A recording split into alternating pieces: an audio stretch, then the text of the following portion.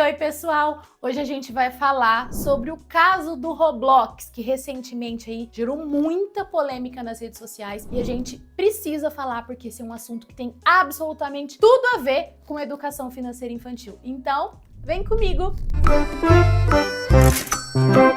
Bom, gente, recentemente, mais um caso ganhou destaque na imprensa, na mídia, nas redes sociais. Um menino de 10 anos pegou o cartão da mãe e gastou quase 12 mil reais jogando Roblox. E essa não é uma história isolada. Às vezes a gente pensa, ai, 12 mil? Quem que faz isso? Já pipocaram notícias sobre crianças que já gastaram R$ 1.500, 3 mil, 7 mil. Esse menino, ele é irmão de um influenciador e pelo que a gente leu aí, tem uma realidade de maior condição financeira. Mas imagina para uma família com menor condição financeira, o impacto de uma criança gastar, por exemplo, R$ 1.500 no jogo de Roblox. É um rombo no orçamento. E mesmo para essa família, 12 mil reais, gente, é muito dinheiro. Então a gente precisa entender isso sobre a perspectiva do prejuízo que causou para a família, mas a gente vai focar nesse vídeo aqui sobre como os jogos impactam o desenvolvimento das crianças e como a educação financeira se relaciona a isso, tá bom? E como que as crianças gastam nesses jogos? Comprando moedinha virtual, roupa digital, fazendo upgrades nos avatares. E isso, gente, é uma maneira compulsiva. Quanto mais a criança consegue, mais ela vai lá e quer comprar. E os pais acabam descobrindo só quando vem a fatura. E ficam como, né? Totalmente sem reação. E o que esses casos que já pipocaram antes desse dos 12 mil aí, que foi muito falado na mídia, o que eles têm em comum? A maioria dessas crianças não tinha maturidade para lidar com o ambiente em que estavam inseridas. Elas nem deviam estar nesse jogo. E quase sempre, ninguém orientou sobre dinheiro, sobre limite, sobre valor, sobre o que representa fazer essas compras lá no aplicativo, como isso vai impactar a família e por que não deve ser feito. Tradução, não houve o quê?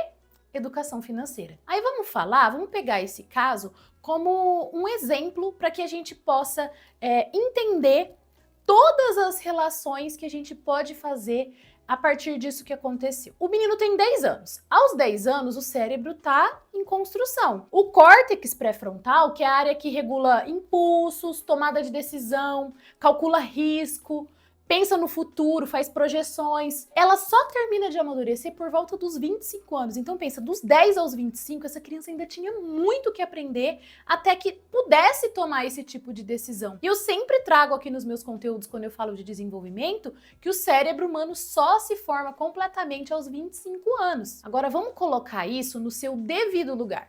Pensa uma criança de 10 anos que não tem maturidade para regular os impulsos, para pensar nas consequências, que justamente essa área do cérebro ainda está em formação, sendo exposta constantemente a um jogo que libera doses absurdas de dopamina a cada clique, estimula recompensa instantânea, estimula compras com um botão, você clica lá, você comprou. E é pensado para prender a criança por horas e horas. Não é exagero, gente, quando alguém diz que isso vicia. E sem orientação, os joguinhos, eles podem se tornar, e na verdade eles acabam se tornando de fato, a porta de entrada para um comportamento compulsivo, que é o mesmo que depois leva jovens e adultos para o vício em apostas online, por exemplo, e para o endividamento, né, que vem muitas vezes do consumismo. É esse comportamento compulsivo, é a mesma raiz. Então, às vezes a gente fala, é um joguinho, a criança vai aprender tal, mas esse comportamento repetidamente tem desdobramentos futuros que hoje a gente não consegue nem imaginar, nem calcular. E agora, como sempre, eu vou trazer para vocês estudos e alguns dados, algumas informações para enriquecer a tomada de decisão e a ampliação da nossa consciência a respeito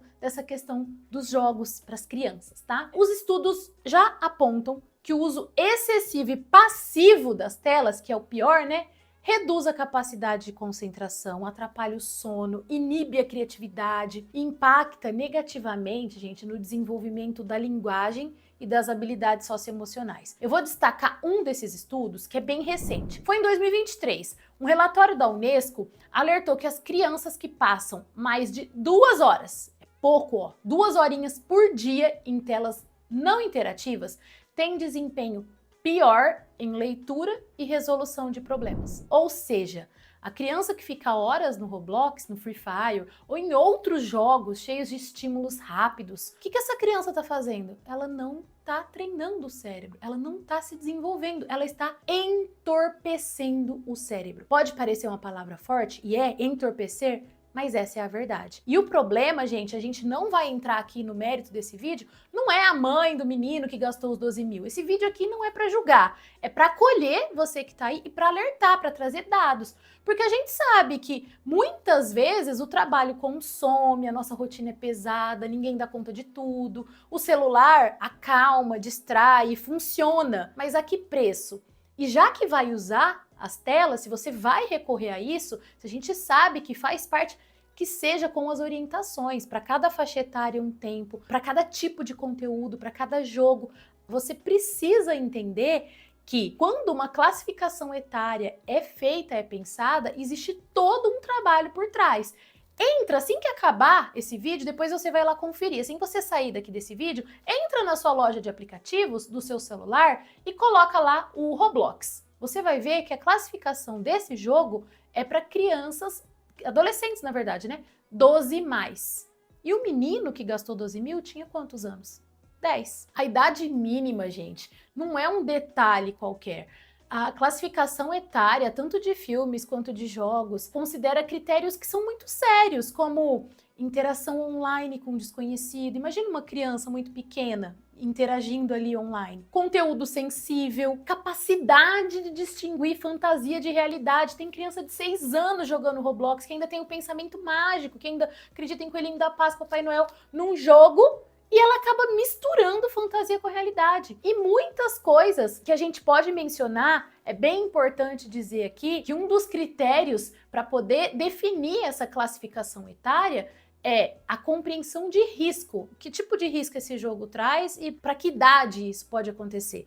E uma coisa mais prática, né, que tem a ver com os 12 mil aí que o menino gastou. Noção de valor e de preço. Então, uma criança muito pequena nem sabe o que é 12 mil reais e que impacto isso vai ter no orçamento da família. Resumindo, na prática, uma criança com menos de 12 anos, e eu arrisco dizer que essas classificações deveriam ser até mais conservadoras, eu sempre coloco para mais, mas enfim, uma criança menor de 12 anos não tem o repertório emocional, cognitivo para lidar com esse tipo de ambiente. E a gente vê aí crianças de 6, 7, 8 anos diariamente jogando Roblox. Eu conheço criança de 7 anos que o tema da festa de aniversário foi Roblox. E muitas vezes os pais que falam, ai, mas eu controlo, eu tô de olho, não sabem o que acontece nesses jogos, porque é impossível saber. Primeiro, porque são muitas tarefas no nosso dia a dia. Segundo, porque a tecnologia avança numa velocidade que é muito difícil de acompanhar, né? Em terceiro, a não ser que você fique grudado no seu filho, você não vai conseguir acompanhar tudo o que acontece. E na hora que você vê, ele tá lá gastando no jogo e você nem percebeu. E como eu já falei, esse vídeo não é sobre culpar, é sobre trazer consciência. No caso desse menino que a gente tá falando aqui, a mãe foi para as redes sociais, tomou uma atitude super marcante, dividiu opiniões, pediu que o filho vendesse o próprio videogame como forma de reparar o gasto. Muita gente achou que ela fez certo, porque tem que ter consequências, muita gente achou que ela deveria ter orientado antes, mas o fato é, cada família vai agir com o que tem, com o que sabe, dentro das suas possibilidades, e não existe fórmula ideal. Mas que lição a gente pode usar, deixando de lado o julgamento, deixando de lado questões que não são, que não vão acrescentar em nada pra gente, o que a gente pode trazer? Que a educação, ela precisa prever os diálogos antes de tudo aquilo que a gente vai permitir que os nossos filhos façam. A gente precisa educar de uma maneira preventiva, né? Digamos, essa palavra é feia, mas enfim, antes da crise acontecer, a gente precisa atuar. As crianças, elas aprendem desde cedo. E a partir do momento em que a gente se habitua a explicar por que não, você não vai... A minha filha, aqui em casa as telas são bem controladas e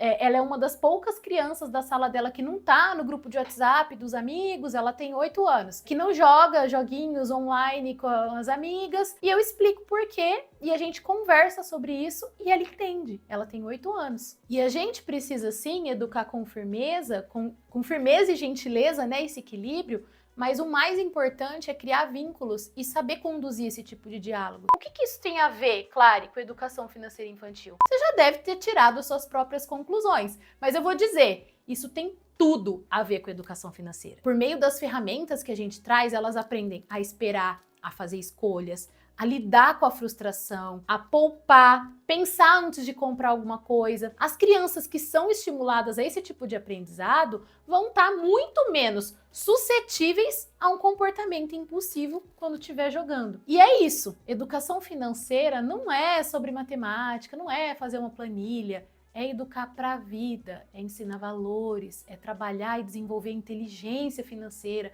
formar hábitos e comportamentos saudáveis. É ajudar a criança a desenvolver o autocontrole, o raciocínio, o senso crítico. E se você está vendo esse vídeo, essa conversa já começou. Talvez seja a hora de você rever o tempo de tela aí na sua casa, de conversar mais com seu filho, de propor atividades que desenvolvam outras habilidades. Aqui em casa a gente gosta muito de jogos de tabuleiro. Eu vou até fazer um vídeo sobre jogos de tabuleiro, vai sair aí daqui a algumas semanas. E a gente repensar a nossa forma de lidar com as telas. A gente também não precisa proibir completamente, mas entender que na ausência de uma regulação mais efetiva é algo muito novo. Quando a gente era criança, a gente podia andar no banco de trás do carro sem cinto de segurança.